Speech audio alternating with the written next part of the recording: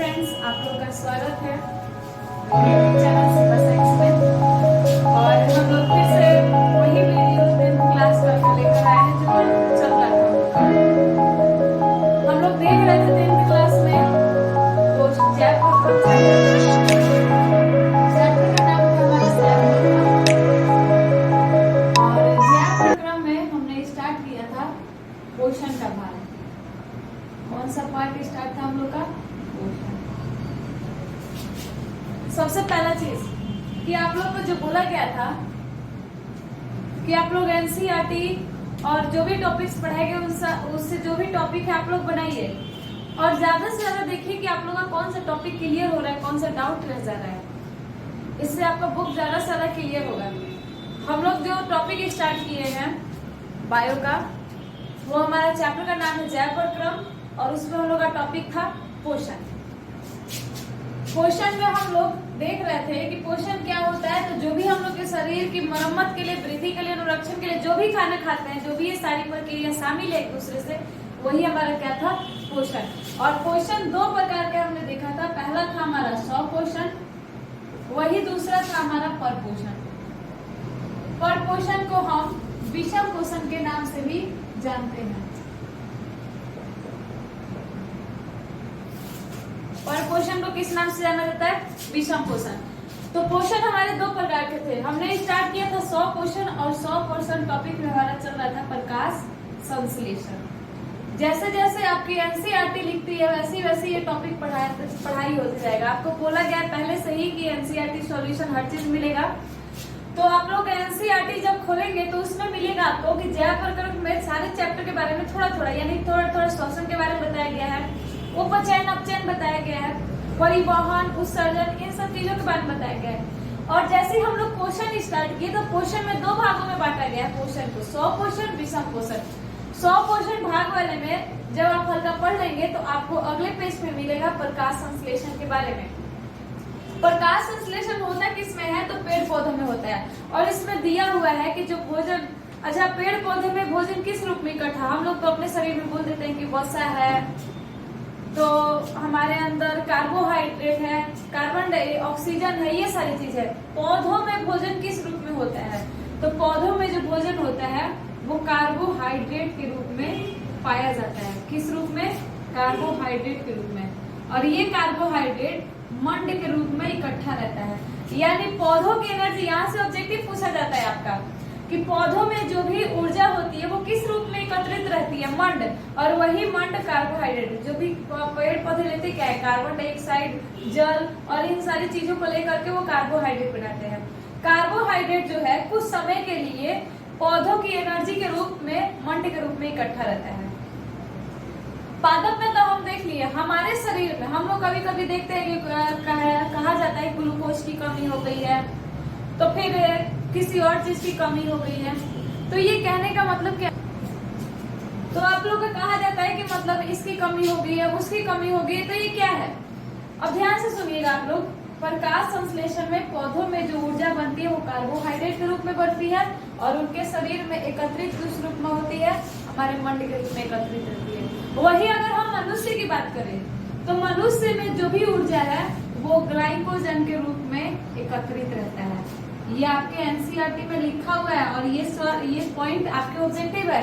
जब आपको नोट्स दिए जाएंगे तो उस नोट्स में ये सारे पॉइंट्स लिखे हुए हैं टॉपिक वाइज एनसीईआरटी का।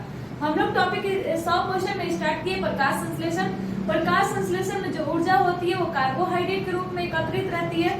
कार्बोहाइड्रेट कुछ समय के लिए, कुछ दिनों के लिए मंड के रूप में इकट्ठा होता है। किसमें? पेड़ पौधों में। वही अगर बात करें हम मानव की, मनुष्यों की, तो मनुष्य में जो एनर्जी है, जो ऊर्जा है, वो ग्लाइकोजन के रूप में एकत्रित रहता है। अब हमारा टॉपिक है प्रकाश संश्लेषण। तो हम लोग टॉपिक वाइज देखेंगे कि प्रकाश संश्लेषण में होता क्या है। तो सबसे पहले प्रकाश संश्लेषण के लिए हम लोगों को कौन कौन सी चीजें चाहिए? कार्बन डाइऑक्साइड प्लस जल, और उसी के साथ साथ हम लोग को चाहिए क्लोरोफिल। सारा काम तो क्लोरोफिल की उपस्थिति में ही होगा। और उसके बाद हम लोग को चाहिए सूर्य का प्रकाश। प्रकाश संश्लेषण करवाने के लिए पौधों को क्या चाहिए? कार्बन डाइऑक्साइड, जल, क्लोरोफिल और सूर्य का प्रकाश।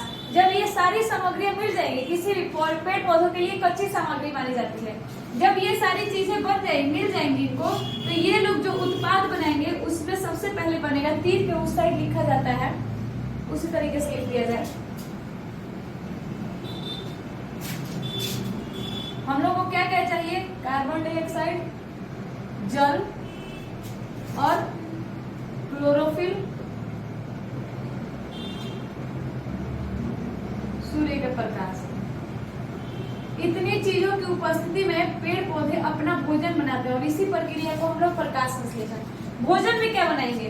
तो भोजन में हमारा बनेगा ग्लूकोज, जल और लास्ट में बनेगा ऑक्सीजन। इतनी सारी सामग्रियां बनेगी, यानी 4 पदार्थ, कार्बन डाइऑक्साइड, जल, क्लोरोफिल, सूर्य का प्रकाश लेकर के ये लोग ग्लूकोज, जल और ऑक्सीजन देते हैं हम लोग को।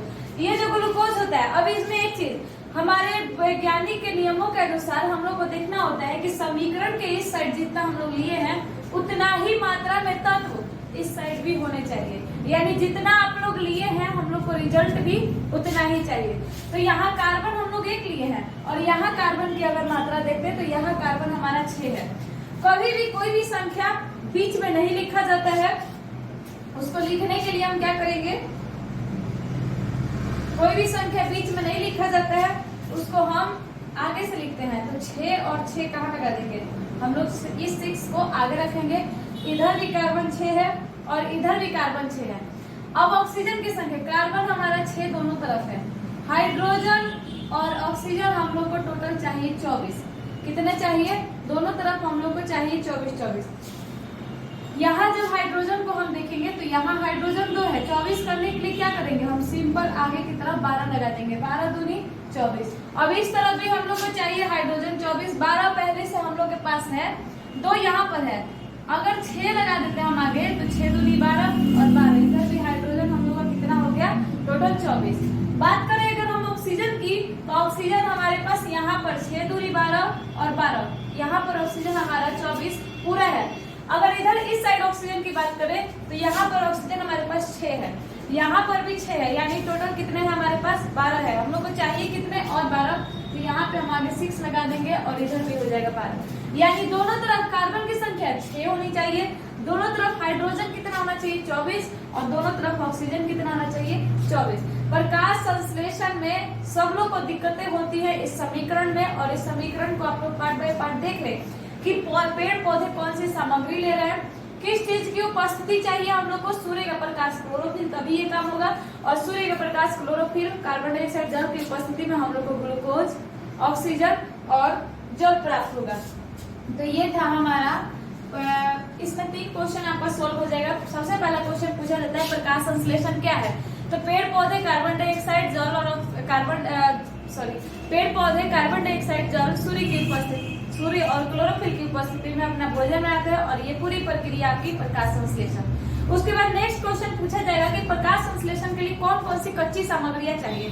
तो हम लोग को कच्ची सामग्री चारों का नाम बता देना है, CO2, H2O, क्लोरोफिल, सूर्य का प्रकाश। तीसरा आपसे क्वेश्चन किया जाएगा समीकरण।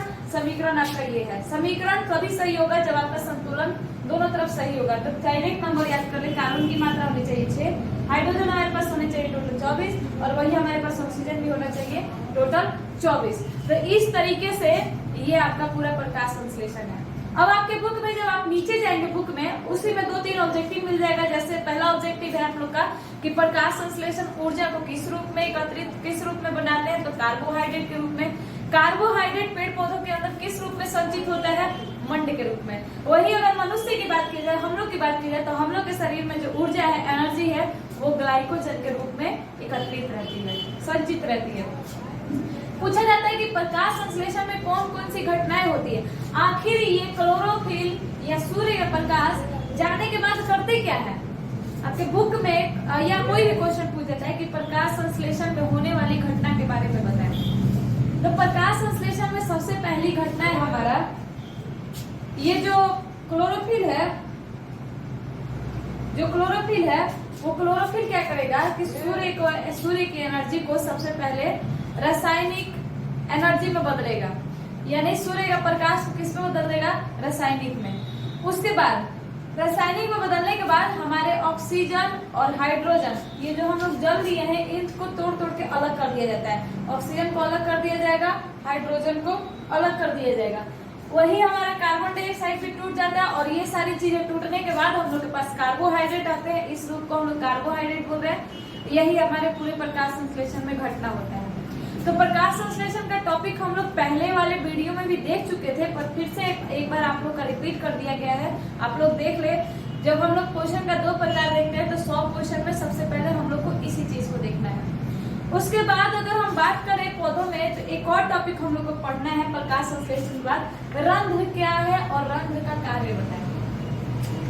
अगला क्वेश्चन है जिसको स्टोमेटा भी बोला जाता है।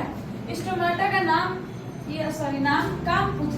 पूछा जाता है कि रंध्र क्या है या स्टोमेटा क्या है। तो अब हम लोग टॉपिक पढ़ेंगे रंध्र के बारे में। आखिर रंध्र होता क्या है? सबसे पहला चीज रंध्र को आप लोग को देखना है। तो किसी पेड़ का पत्ता लीजिए और उसको जूम करके माइक्रोस्कोप के नीचे रख के देखें। जैसा दिखता है हम लोग का पेड़ का पत्ता वैसा होता नहीं है। जब हम माइक्रोस्कोप के नीचे रखेंगे तो उस पत्ते पर हम लोग को कुछ छेद दिखाई देंगे, कुछ छिद्र दिखाई देंगे इस तरीके से। और इन छिद्रों पर आप लोग को पता है कौन सी कोशिका पाई जा रही है। ऑब्जेक्टिव में पूछा जाने वाला सबसे इम्पोर्टेंट क्वेश्चन, बिहार बोर्ड बार बार पूछा हुआ है।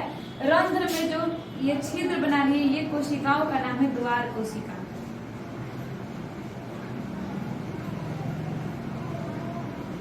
कौन सी कोशिका है हमारी? द्वार कोशिका। यानी पौधों में, पत्तियों में छोटे छोटे छिद्र होते हैं जिसको हम लोग रंध्र कहते हैं। और इस रंध्र में कौन सी कोशिकाएं पाई जाती हैं? द्वार कोशिका। ये छिद्र को क्या बोला जाता है? रंध्र। अब ये रंध्र करते क्या है? देखिए, ये जो द्वार कोशिका है, जैसे हम लोग पेड़ पौधों में पानी डालते हैं, किसी पेड़ पौधों में पानी डालते हैं, पेड़ पौधों में पानी डालते समय होता क्या है कि ये द्वार कोशिका फूलने लगती है। और जैसे ही फूलेंगी तो धीरे धीरे धीरे धीरे खुलने लगेगी। खुल के फिर से पानी खत्म होगा और ये सिकुड़ेंगी, फिर पानी भरेगा, फिर फूलेंगी, फिर होगा। इस तरीके से फूलने और सिकुड़ने की क्रिया चलती रहती है। लगातार ये जो भी छिद्र है फूलेंगे और फूलकर खुलने लगेंगे, सिकुड़ेंगे, फूलने सिकुड़ने, ये काम लगातार चलते रहेगा। और इसके वजह से क्या होगा कि गैसों का आदान प्रदान हो जाएगा। गैसों का आदान प्रदान, गैसों का आदान प्रदान हो जाएगा। तो रंध्र क्या है? रंध्र पत्तियों में छोटे छोटे छिद्र के रूप में पाए जाते हैं, छोटे छोटे छिद्र के रूप में उपस्थित होते हैं। उसके बाद रंध्र में कौन सी कोशिका काम करती है? तो रंध्र में द्वार कोशिकाएं काम करती है। ये द्वार कोशिका का काम क्या होता है कि जल के जाते ही ये लगातार फूलने लगेंगी और सिकुड़ने लगेंगी। ये लगातार काम होते रहेगा और इस वजह से गैसों का आदान प्रदान हो जाता है। तो पूछा जाता है ऑब्जेक्टिव में भी, पेड़ पौधों में गैसों का आदान प्रदान कौन करता है? तो रंध्र करता है। रंध्र की सहायता से गैसों में आदान प्रदान कौन सी कोशिका कार्य करती है? तो द्वार कोशिका। कहाँ पाई जाती है? पत्तियों में पाए जाते हैं। तो रंध्र क्या है? आज के बाद आप लोगों का क्लियर हो जाना चाहिए। रंध्र कहाँ पाया जाता है, रंध्र का काम क्या होता है और इसमें कौन सी कोशिका कार्य करती है। ऑब्जेक्टिव के साथ साथ सब्जेक्टिव भी। सबसे पहला क्वेश्चन, रंध्र क्या है? तो पत्तियों में छोटे छोटे छिद्र पाए जाते हैं जिसे हम रंध्र कहते हैं। रंध्र का कार्य गैसों का आदान प्रदान करना है। रंध्र में द्वार कोशिकाएं उपस्थित होती हैं। ये द्वार कोशिकाओं की मदद से पेड़ पौधों में लगातार गैसों का आदान प्रदान होते रहता है। सोचिए आप, अगर ये द्वार कोशिकाएं नहीं होती तो क्या ये गैसों का आदान प्रदान हो पाता? नहीं होगा। अगर ये रंध्र, छोटे छोटे छिद्र नहीं होते तो क्या पेड़ पौधों में ऐसा काम होता है? नहीं होता। तो जो भी छोटे छोटे छिद्र हो रहे हैं उन्हीं को हम रंध्र बोलते हैं। और रंध्र में जो कोशिका होती है उस कोशिका का नाम है द्वार कोशिका। रंध्र का काम है गैसों का आदान प्रदान। कहाँ पाई जा रही है? तो पत्तियों में पाई जा रही है। वही एक और ऑब्जेक्टिव पूछा जाता है आपसे कि किस कोशिकांग में क्लोरोफिल पाए जाते हैं? क्लोरोफिल किस कोशिकांग में पाए जाते हैं? आप लोग का सब्जेक्टिव के साथ साथ ऑब्जेक्टिव भी क्लियर हो रहा है। पूरा एनसीईआरटी बेस्ड है। आप लोग एक बार एनसीईआरटी खोल कर देखिएगा, जितना भी पॉइंट बता रहे हैं वो सारा पॉइंट उस बुक में लिखा हुआ है। इसमें पूछा जाता है कि क्लोरोफिल किस कोशिकांग में उपस्थित होते हैं। जो लोग भी इस वीडियो को देख रहे हैं, कोशिश करें कि आप लोग जैसे जैसे पढ़ रहे हैं, जो भी पॉइंट पता चल रहा है, अपने कॉपी में एक पॉइंट बना करके, डॉट दे करके पॉइंट वाइज लिखिए। ब्लैक और ब्लू पेन का यूज करिए, नोट्स के टाइप में लगेगा, आपको काफी अच्छा लगेगा देखने में। तो क्लोरोफिल जो होते हैं वो हमारे क्लोरोप्लास्ट कोशिकाओं में पाए जाते हैं। और क्लोरोफिल का काम क्या है आपको पता है, पत्तों को हरा रंग प्रदान करना, प्रकाश संश्लेषण करवाना, ये काम है क्लोरोफिल का। तो क्लोरोफिल कहाँ पाया जा रहा है, क्लोरोप्लास्ट में। रंध्र कहाँ पाया जा रहा है, प्रतियोगिक क्षेत्र में। रंध्र का काम क्या है, गैसों का आदान प्रदान। रंध्र में कौन सी कोशिका होती है, द्वार कोशिका होती है। तो इस तरीके से ही आपका पूरा प्रकाश संश्लेषण के बारे में था और स्वकोशी के बारे में था। अब हम लोग स्टार्ट करेंगे विषम पोषी पोषण। और विषम पोषी पोषण में हम 3 पॉइंट देख चुके हैं। विषम पोषी पोषण कितने प्रकार का होता है, विषम पोषी पोषण कितने प्रकार का होता है। तो विषम पोषी पोषण हमारा 3 प्रकार का होता है। पहला होता है परजीवी पोषण, वही दूसरा हमारा मृतजीवी पोषण, तीसरा हमारा प्राणी संपोषण। प्राणी संपोषण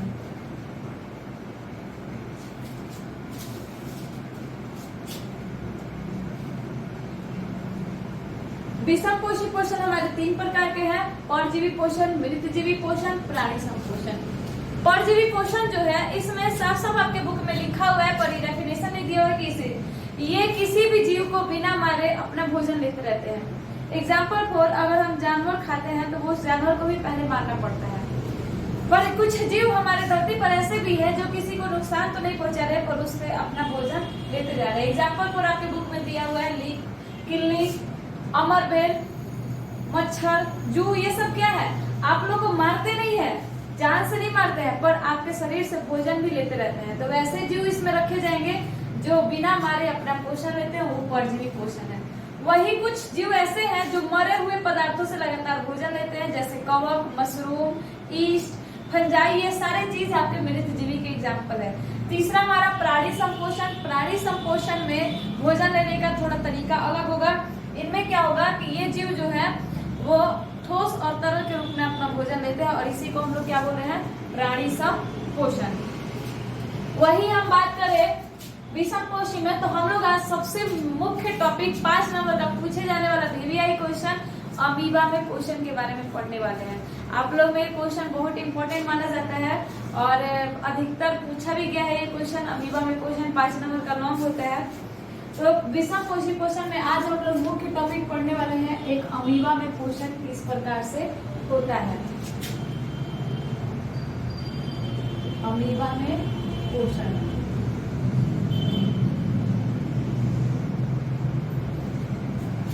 सबसे पहले हम लोग अमीबा है कौन, कहाँ से आया है, कहाँ पाया जाता है, कैसा जीव है, ये देख ले। अमीबा की अगर बात करें तो अमीबा एक कोशिकीय जीव है, जल में पाया जाने वाला जीव है जो कि एक कोशिकीय होता है और इसका आकार जो होता है वो अनिश्चित होता है। ये आपका ऑब्जेक्टिव में पूछे जाने वाला क्वेश्चन है।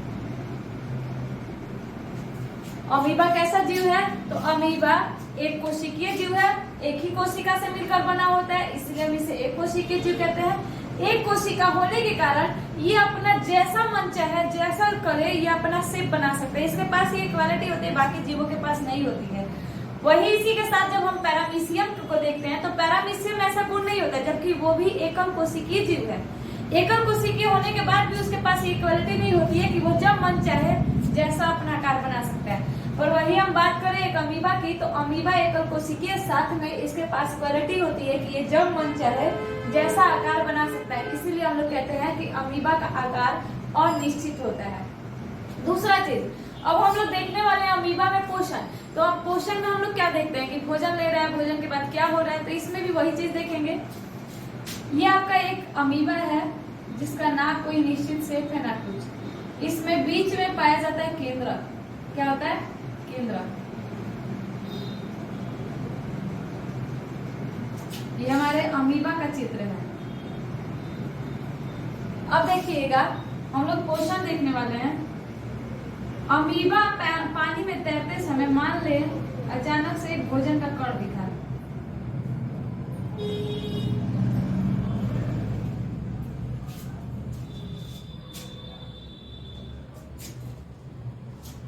लाइट कट चुका है आप लोग का, तो थोड़ा डिस्टर्ब हो गया।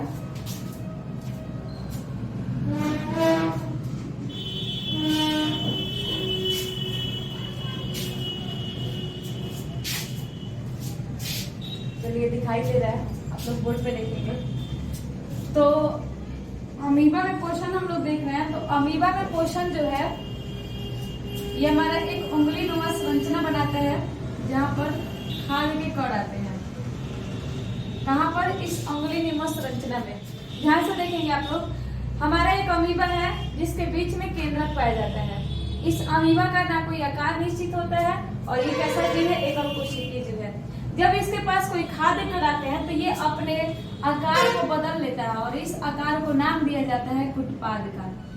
कुटपाद बार बार पूछा जाता है कि अमीबा अपना भोजन किस प्रकार से पकड़ता है। अमीबा अपने भोजन का जो भी पोषण है वो किस संरचना से कर पाता है, तो वो उसका नाम है कुटपाद। कुटपाद एक ऐसी संरचना है जिसकी सहायता से अमीबा अपना भोजन ले सकता है।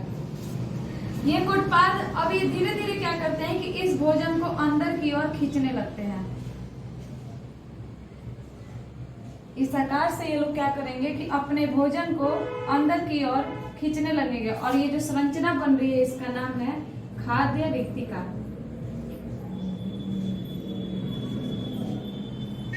इस संरचना का क्या नाम है? खाद्य रिक्तिका। पहला हमारा अमीबा जिसमें एक केंद्रक होता है और केंद्रक होने के साथ साथ ये अमीबा क्या कर रहे हैं? अपना पोषण ले रहे हैं। पोषण लेने के लिए जैसे ही इनको खाद्य कर दिखता है ये एक संरचना बनाते हैं जिस संरचना का नाम है कुटपाद। उसमें ये अपने भोजन के कण को फंसा लेते हैं। फंसाने के बाद उसको अंदर की ओर खींचते हैं और अंदर की ओर खींचकर एक संरचना बनाते हैं जिसका नाम है खाद्य रिक्तिका। इस खाद्य रिक्तिका में कुछ विशेष प्रकार के एंजाइम पाए जाते हैं और इस एंजाइम को कहा जाता है पाचक एंजाइम। ये एंजाइम हम लोग पहली फर्स्ट वीडियो में पढ़े हुए हैं कि किसी भी भोजन को पचाने के लिए, तोड़ने के लिए, इनका विघटन करने के लिए हम लोग को किसी भी जीव में एंजाइम की जरूरत पड़ती है। तो अमीबा में भी खाद्य रिक्तिका बनता है और उस खाद्य रिक्तिका में खाद्य पदार्थ है। इनको तोड़ने के लिए हम लोग को एक एंजाइम चाहिए जिसका नाम है पाचक एंजाइम। ये पाचक एंजाइम क्या करेंगे? इस खाद्य रिक्तिका को तोड़ेंगे। अब अमीबा में जब ये पोषण हो जाएगा तो सारे भोजन जो है इसके शरीर में चारों तरफ फैल जाएंगे और लास्ट में जो भी बेकार पदार्थ निकलेगा वो बेकार पदार्थ इस शरीर के एक हिस्से से ये क्या कर देते हैं? बाहर की ओर निकाल देते हैं। एक छिद्र की सहायता से ये लोग क्या करेंगे? बाहर की ओर। तो ये हमारा फर्स्ट डायग्राम, ये सेकंड डायग्राम और नीचे हमारा थर्ड डायग्राम और ये हमारा लास्ट डायग्राम है। स्टेप बाय स्टेप आप लोग समझेंगे। अमीबा में पोषण लॉन्ग पूछा जाता है तो स्टेप बाय स्टेप हम लोग देख लेंगे। अमीबा एक प्रकार का एकल कोशिकीय जीव है। इसकी आकार जो होती है वो अनिश्चित होता है। अमीबा के बीच में एक केंद्रक होता है और अमीबा का जब ये खाद्य कण अमीबा के नजदीक कोई भी खाद्य कण आते हैं तो वो एक संरचना बनाता है, उंगली जैसी संरचना जिसका नाम है कुटपाद। कुटपाद की सहायता से ये भोजन के कण को पकड़ लेता है और पकड़ने के बाद एक अंदर की ओर एक और संरचना बनाता है जिसमें ये भोजन खाद्य पदार्थ जाके एकत्रित होते हैं, उसका नाम है खाद्य रिक्तिका। पकड़ता है उंगली जैसी संरचना से जिसका नाम है कुटपाद, पर उसी भोजन को जब ये अंदर की ओर एकत्रित करता है जिस हिस्से में, जिस खाली जगह पर, उसका नाम है खाद्य रिक्तिका। खाद्य रिक्तिका में कुछ विशेष प्रकार के पाचक एंजाइम पाए जाते हैं। ये पाचक एंजाइम की वजह से ये भोजन पच जाते हैं, विघटन हो जाता है इनका और इनके पूरे शरीर में ये भोजन क्या होता है? विस्तृत हो जाता है, फैल जाता है। और वही बेकार पदार्थ की बात करें तो वो बेकार पदार्थ फिर से एक छिद्र की सहायता से बाहर की ओर निकल जाते हैं। तो यहाँ से एक क्वेश्चन भी पूछा जाता है कि अमीबा किस प्रक्रिया द्वारा अपना भोजन करते हैं, किस प्रक्रिया द्वारा? तो यहाँ पे जो क्वेश्चन पूछा गया है कि अमीबा किस प्रक्रिया द्वारा अपना भोजन करते हैं, तो वो क्वेश्चन हमारा है विसरण की प्रक्रिया। अमीबा में कौन सा प्रक्रिया होता है? विसरण की प्रक्रिया। और इसी विसरण की प्रक्रिया की सहायता से वो अपने भोजन, जल के कण इत्यादि जो भी चीजें हैं उनको ले पा रहे हैं। तो एक बार फिर से रिपीट हम लोग कर लेंगे। अमीबा में क्वेश्चन हम लोग देखे थे प्रकाश संश्लेषण, रंध्र के बारे में, और वही अब हम लोग देख रहे हैं अमीबा में पोषण। तो अमीबा एक प्रकार का एकल कोशिकीय जीव है। इसका आकार जो है अनिश्चित है। हम लोग पोषण देख रहे थे तो जब भी खाद्य कण इसके सामने आते हैं ये अंगुली जैसी संरचना बनाते हैं जिसका नाम है कुटपाद। इसी कुटपाद की सहायता से ये भोजन के कण को अंदर की ओर खींच लेते हैं और एक रिक्तिका में एकत्रित करते हैं जिसको हम नाम देते हैं खाद्य रिक्तिका को। खाद्य रिक्तिका में किसी विशेष प्रकार का एंजाइम पाया जाता है जिसे पाचक एंजाइम कहते हैं। ये पाचक एंजाइम भोजन को पचाने के बाद अमीबा के पूरे शरीर में विस्तृत कर देता है और विस्तृत करने के बाद जो भी बेकार पदार्थ होते हैं, बेकार पदार्थ, अवशिष्ट पदार्थ एक छिद्र की सहायता से बाहर निकल जाते हैं। इस प्रकार से एक अमीबा में पूरी प्रक्रिया में एक विसरण प्रक्रिया, आने जाने की जो आप पढ़ रहे हैं कि अंदर गया बाहर निकला, ये सारी प्रक्रिया विसरण की प्रक्रिया कहलाती है। तो इस प्रकार से एक अमीबा में पोषण होता है। ये आपके लॉग में पूछा जाता है स्टेप बाय स्टेप। पहला डायग्राम ये है, सेकंड डायग्राम ये है, तीसरा हमारा नीचे है और लास्ट वाला साइड में बना दिया है। तो इसको स्टेप बाय स्टेप वैसे आपको टेलीग्राम में नोट्स में जो भी है, जो भी क्वेश्चन है, जो भी नोट्स है, आप लोग को मिल जाएंगे। उसकी चिंता आप लोग मत करिएगा। पर हाँ, एनसीईआरटी में जो कॉन्सेप्ट लिखा हुआ है आप लोग क्लियर कर ले। अगर उसमें कोई आप लोग को डाउट मिलता है तो उस डाउट को कमेंट आप लोग नीचे करें कि हाँ ये चीज नहीं समझ में आ रहा है, इस चीज में दिक्कत हो रहा है। इस चीज को आप लोग करने से क्या होगा कि पता चलेगा कि कहाँ पे कैसी परेशानी हो रही है और कैसे इसको सॉल्व करना है। तो थोड़ा लाइट करने की वजह से प्रॉब्लम हो गया है। आप लोग यहीं तक का वीडियो, नहीं तो आगे हम लोग आज पैरामीशियम भी देख लेते और कल एक लॉन्ग क्वेश्चन देखना है हम लोग को। सबसे इम्पोर्टेंट, मोस्ट इम्पोर्टेंट क्वेश्चन जो कि हर पता नहीं कितने बार पूछा होगा, मानव में आहार नाल की संरचना और बहुत सारे इससे रिलेटेड हम लोग कल टॉपिक देखने वाले हैं, क्वेश्चन आंसर। तो आप लोग कल का वीडियो मिस मत करेंगे। और ये जो भी चीज है आज के आज आप लोग क्लियर कर ले। इसमें एक टॉपिक छूटा हुआ है पैरामीशियम का, वो हम लोग कल देख लेंगे। तो आज हम लोग जो भी प्रकाश संश्लेषण, रंध्र और अमीबा क्वेश्चन पढ़े वो आप लोग जाके आज क्लियर कर लेंगे। So thank you.